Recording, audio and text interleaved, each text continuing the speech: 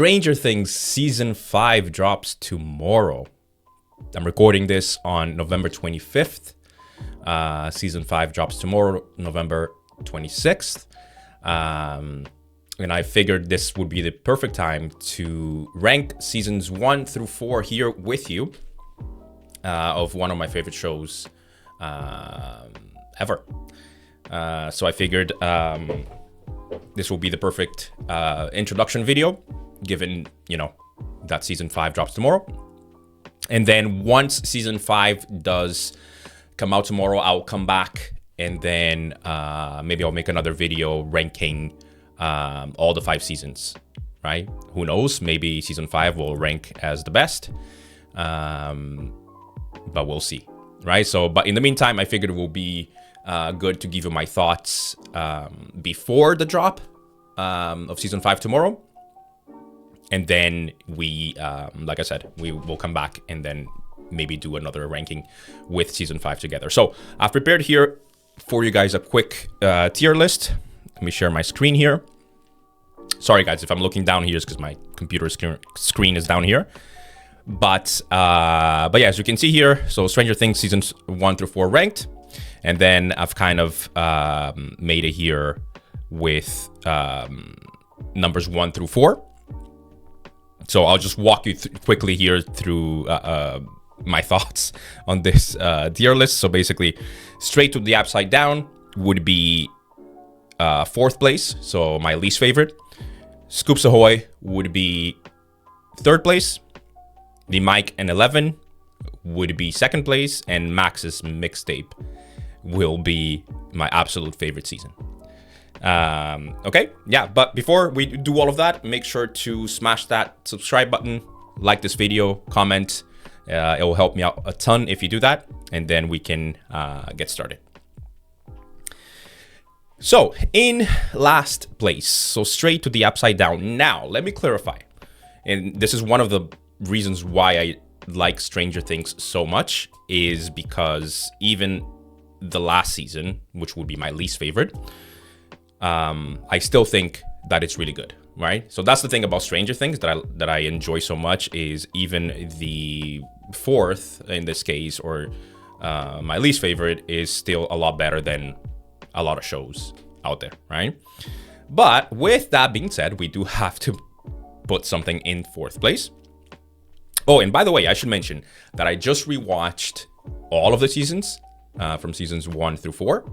I spent probably the last month in preparation for the drop of season 5 rewatching everything. So my thoughts are coming in really fresh for this. So I figured it will be a good thing to mention to you guys, right? But getting into the tier list, in 4th place, and my least favorite will be season 2.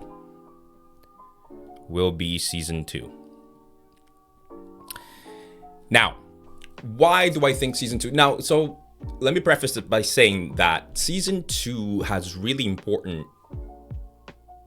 character arcs and has really important information that I think will be critical for us now in season 5. And like I mentioned, right, even though it's my least favorite, it's still really good. But I just rewatched it, and I do think the reason why is my least favorite is because I do think that season 2 was the one where the Duffer Brothers were, how can I say it, like they were the most lost, if I were to guess, there's some things that don't really make much sense in season 2, and there's some things that are really important, right? Like I said, and we'll find that out now in season 5. I'm pretty sure that everything will play out that way. But let me start with what I do like about season 2. So first of all is the introduction, the very first episode, the introduction of my personal favorite character in Stranger Things, which is Max. So we get introduced to Max on the very first episode, titled Mad Max. So props for that, right? Obviously. It's also the introduction of Murray, which is, I'm pretty sure, a fan favorite character for everybody. And then we get to see a lot more like character arcs from our kids, right? Obviously, we get to see a lot of the friendship and the Halloween and all of that stuff. We get to see Mike and Will and Lucas and Dustin talking more to each other. We get to see their friendship kind of develop a little more. So that's really cool. Now, I think the reason why I say that the Duffer Brothers were a little more lost in season 2 is because some things I didn't really connect with. Let's just say that, right? So, like, for example, everyone knows what I'm about to say. Like, I've read some stuff on the internet and on Reddit threads and stuff like that. But the episode where 11 goes and sees her sister, it is later on in the season, but 11 kind of starts wondering about her beginnings and stuff like that, her mother, and she spends a lot of the season in that arc of, kind of wondering where she came from. To me, was a little boring. And then to top that off, it didn't really go anywhere. Now, granted, it might still go somewhere. Like, we might still see her sister in season 5. Who knows? I've read some theories on the internet that maybe that's how they'll defeat Vecna, with the help of the sister. But I can only speak for season 2 alone right now, right? Because we don't have season 5, obviously. So it didn't really go anywhere, right? Like, so much so that I think the Duffer Brothers realized that, and they never brought that storyline back. It didn't really mean anything, right? So we get that episode, we get that whole 11, pretty much majority of the season, wondering where she came from and all of that stuff, goes and sees the sister, and then she knows that her friends are in trouble back in Hawkins. She gets back, and then we never just see anything about the sister again, right? So that was a bit like weird, right? And then the next thing that I say it was harder for me to connect with is the villain, right? Now, this may be a little controversial. If you think it is, let me know down in the comments below. But I can't, man, this is going to be tough to say. But I can't really connect with the Mind Flayer. Now, I will say, I do think the Mind Flayer, because I've seen some people saying that, they're going to defeat Vecna in season 5 and Vecna. I do think the Mind Flayer is still the number one villain, the number one antagonist of Stranger Things, right? I don't think it is Vecna, the one who's been behind it all, right? Like Dustin says in season 2, which is one of the things that I should mention as well. That's what I was talking about. We get some important information in season 2. Is one of them is when Dustin pulls up the D&D book and says, oh, look, it's based on this. The villain, and names it the Mind Flayer. I think the episode's called the Mind Flayer, and says that it's a creature so ancient that it doesn't even know how old it is. It doesn't even know where its origins, basically, right? So I do think the Mind Flayer is the main antagonist of the entire thing. Maybe we'll be wrong. Maybe something else will be introduced in season 5 now. But I think it's harder to connect with the main villain in season 2, especially because we don't really get to see the Mind Flayer. We only see the shadow figure in season 2, which will change in season 3, right? But we only get to see the shadow figure, and it's basically just this huge thing that's there that Will sees and just basically possessed Will, and that's it. The thing doesn't talk. The thing doesn't. We don't really know a backstory yet. Granted, we might still obviously get that in season 5 now. We did get a little of that in season 2 when Dustin says that. The history of the ancient creature and all that stuff. But that's pretty much it. So I do think it was harder to connect with the villain in season 2, right? In my opinion, anyway. I like more developed villains per se, and I think a good villain, it makes everything better, right? Like the best villains are the ones that you can kind of connect with, right? Even though that's kind of messed up to say that, but are the ones that you can kind of connect with the most, right?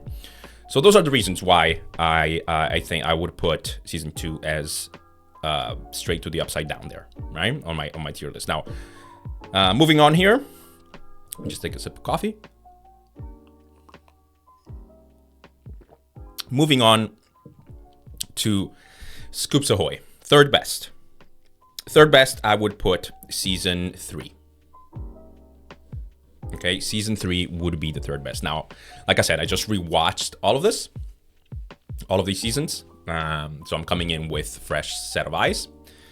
But I will say though, my list didn't change from when all these seasons first came out and I first watched them to just rewatching everything right now. My opinion is still the same. My tier list, my ranking is still the same, and you guys will find out here shortly. But Scoops Ahoy, season 3. Now, season 3, I think, is quite better than season 2. Quite better than season 2. The visuals are insane, right? In season 3, we get the whole 80s vibe kind of glorified. The mall, the colors, the clothing, the sets, all of that stuff is really, I think, is the best season for that. The music, obviously, the score, and it's great in all seasons, of course. We get to see the development of a little more of the development between Max and 11, right? When they go shopping, their friendship gets we get more depth, right, to their friendship. And then we get to see the arc of like our favorite characters, which are the kids, develop a little more, right? Like we see the relationship between the relationship between 11 and Mike, where Mike gets jealous and he loves her, 11 loves him, they break up and all that stuff. But yeah, so I think it is quite better than season 2, I would say, in my opinion. There's more good than bad, I would say, in season 3. Now, one of some of the things that I don't like is it feels a bit shallow at parts of the season.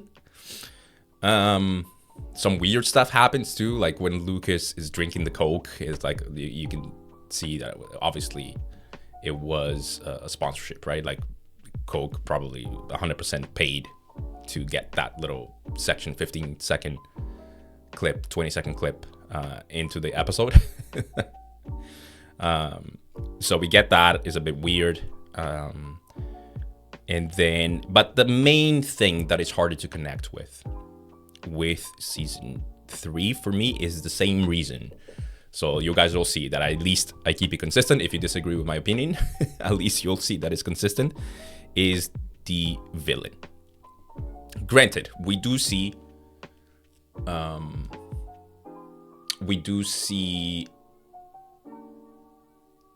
the life form more of the Mind Flayer now, kind of in the flesh, not just the shadow figure, of course. Right, so that's better, I think. We get to see that. But same thing, right? The same thing that I mentioned for season 2 applies now for season 3. It's just hard to connect with this big thing that's there that wants to take over the world because we don't know anything about it, right?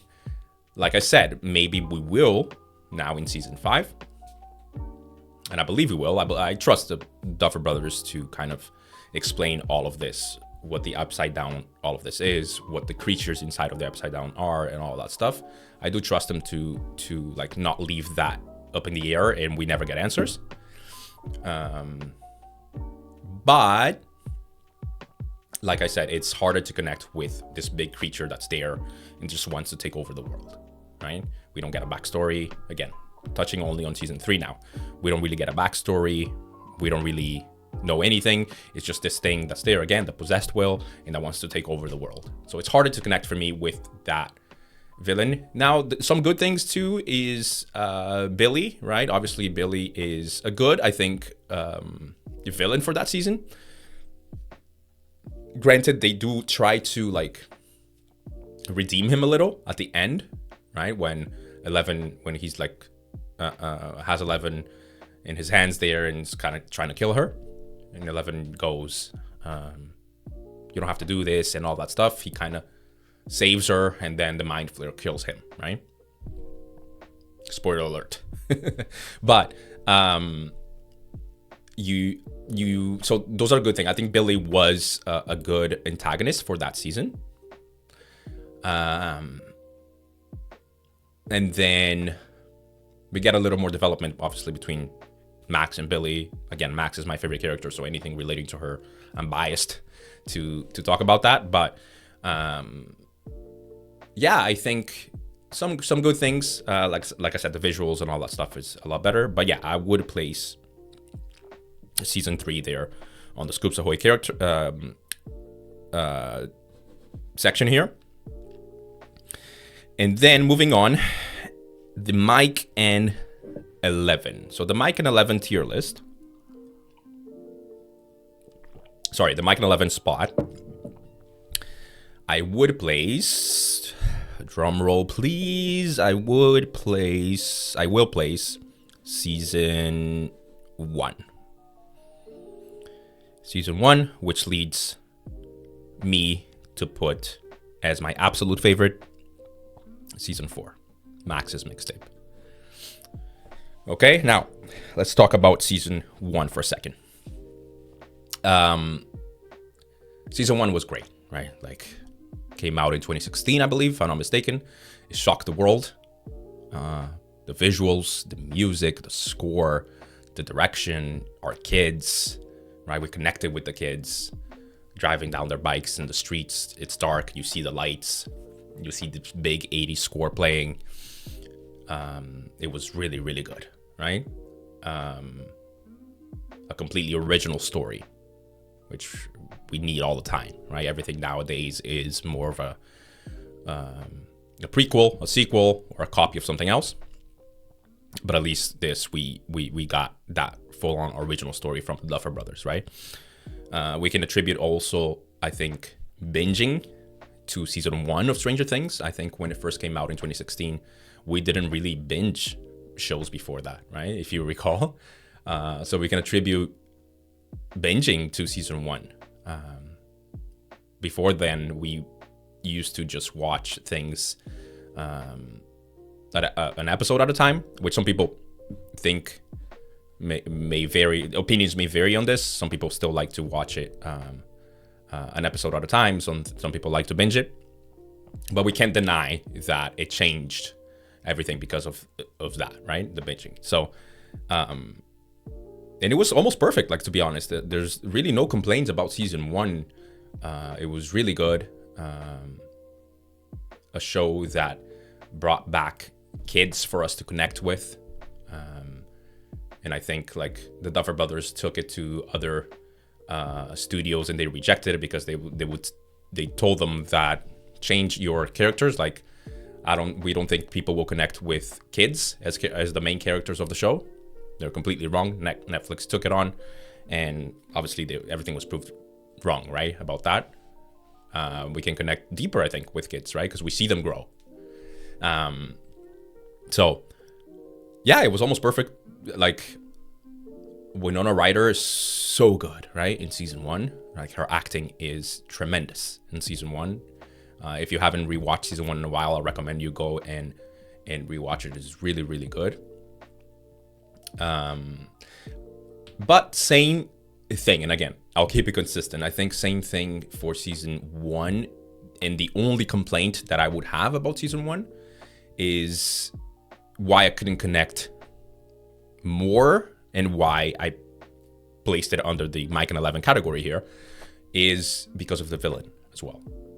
Right now, granted, when it first came out, I would rank higher. I would rank the Demogorgon higher than the Mind Flayer as a main antagonist for a specific season, like season 1 was, and especially when it came out.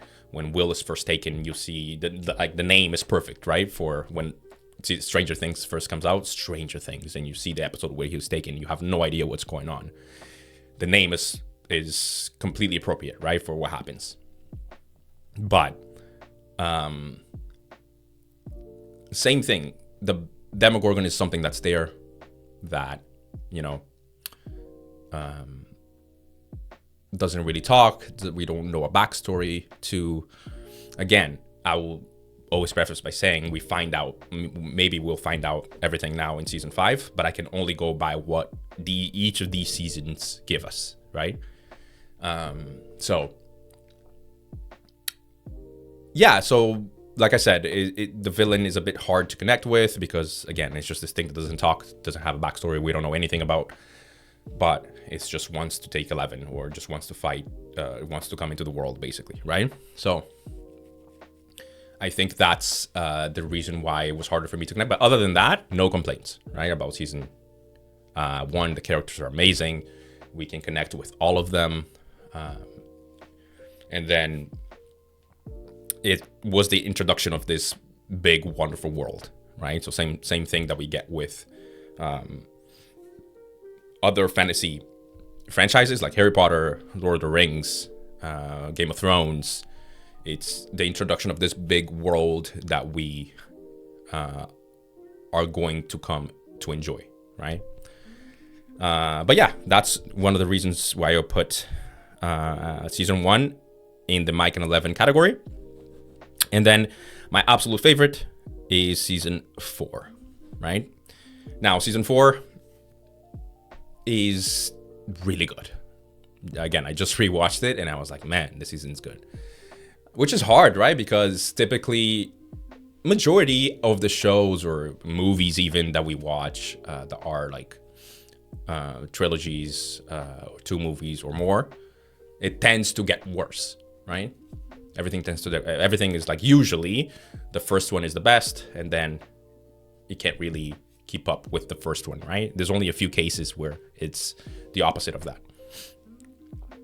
But season 4, I think, is the peak of Stranger Things. So, right? Now, why do I think that? Same reason that I said that I'll keep it consistent is the villain, right? I think Vecna is a great villain. Vecna is what we didn't get in the previous 3 seasons, right? Now the villain, we get to find out what's going on, right? Maybe it hasn't been him all along, but we get a backstory. We get to see him as a kid. We get to see him with his family. We get to see what was wrong with him in his head, what was so messed up in his mind. We get to see how he treated his parents, right? We get to see how he tortured the animals. We get to see how he was tortured at the Hawkins lab. We get to see how he was treated. So we have a whole character arc now for our main villain. It's easier to connect with, right? I'm not saying that you're going to understand what he's doing, of course, but it's much easier to connect, I would say, with that villain, right? Rather than, like I said, in the previous seasons, something that's just there, right? So we get all that backstory, and you understand it more, right? So that's, I think, the main reason why is my favorite. And then we also get a lot of development. We get the best episodes, some of the best episodes in season 4. Needless to say, we get episode 4 of season 4, titled Dear Billy, which is the absolute best episode in the entire series.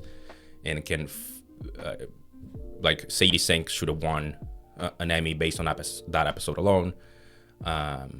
It can stand its ground as a single episode if it had to, right? It's perfection, right? Like I said, I rewatched it not too long ago, and everything about it is so good. The writing, the directing, the acting, everything, right? And then it ends in a perfect way too, like when Vecna takes Max up in the air and she's like basically about to die, and Lucas, Dustin, and Steve are down there screaming, yelling, Max, Max, Max.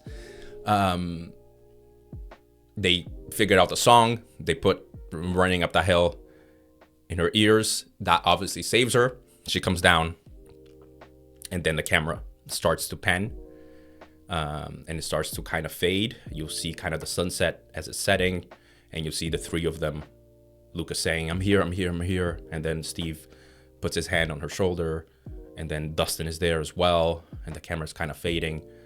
The sun is setting, and then you just hear Running Up That Hill playing in the background, right?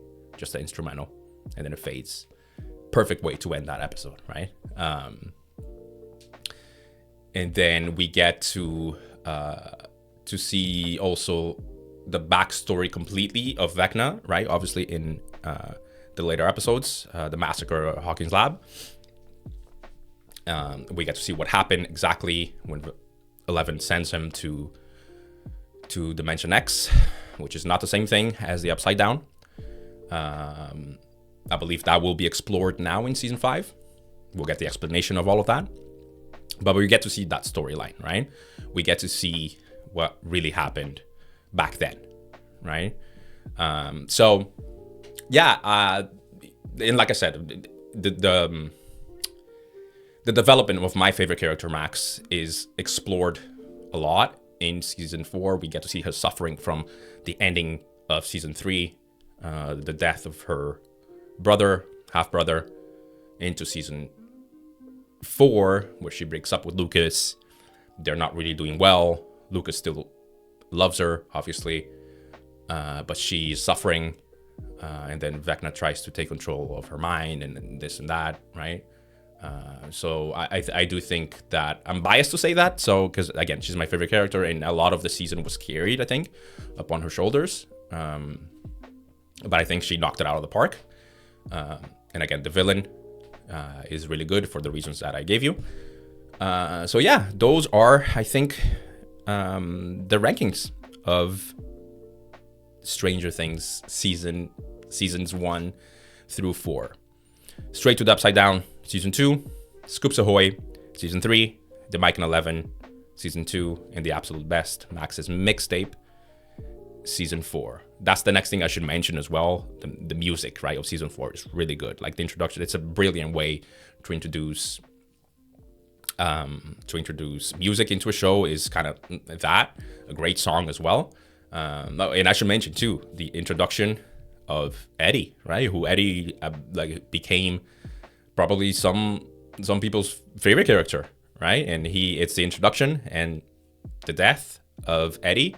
I don't know if we're gonna see anything about Eddie in season 5. I believe we will. I think that's why you see, like, if you've seen the trailer and stuff like that, you'll see that Dustin is kind of suffering. I believe that suffering is because of the loss of Eddie. But yeah, again, that's another positive thing of season 4, right? The introduction of Eddie, which is a great character. So yeah, all of these things, right? All of these things bring it to my top choice. So there you go. That's my rankings of the first 4 seasons of Stranger Things. Again, season 5 drops tomorrow. I'll watch it. Once I do, I'll come back. I'll record another video here, and then we can talk about the whole show. It's the last season, right? Obviously, so we'll talk about the whole show and see where season 5 ranks with everything, and then we take it from there. We'll see where season 5 will end up. Maybe it'll take the top spot, maybe it'll take the bottom spot, but we're here for it. Whatever the Duffer Brothers have, I'm here for it. Like I said, I believe in them. I was really happy to find out that they said in an interview not too long ago that they've known the ending to Stranger Things for 6-7 years now. I was really happy with that, because sometimes we get like you can tell when a show doesn't really end well. And you guys will find out more about the shows that I like. I'll start posting more videos about other shows and stuff like that, obviously. But you can tell when an ending is kind of rushed, or they didn't really know what they were doing, or they got lost along the way. So I believe with that interview, it was kind of revealed that we know what we're doing. We've known, trust us, basically, right? And I do. So I can't wait to see where all of this is going, and I'm here for it all, right? So yeah, anyway, that's it. Thank you guys for jumping on this video. Thank you for hanging out here with me. Like I said, this is a brand new channel. I hope you enjoy the vibes. I hope you enjoy what we do here. And then we'll create a little community where we can all come together. We can talk about the TV shows, the movies that we all enjoy. Maybe you don't have anyone to talk to in your life about your passions, about the shows that you love. So that's what this YouTube channel is meant to be. So thank you everybody for hanging out, and I'll see you down in the next one.